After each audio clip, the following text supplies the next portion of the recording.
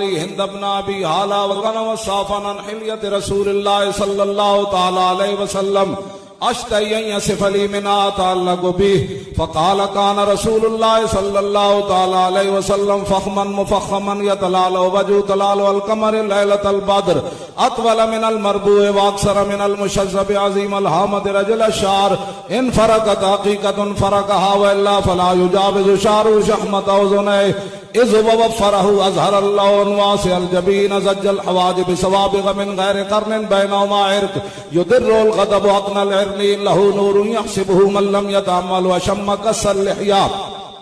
سال الخدين دلي الفم مفلج الاسنان دقيق المسربة كان عنق وجيد دمية في صفاء الفضة معتدل الخلق بادن متماسك سواء البطن والصدر عريض الصدر بعيد ما بين منكبين ضخم القراديس انور المتجرد موصول ما بين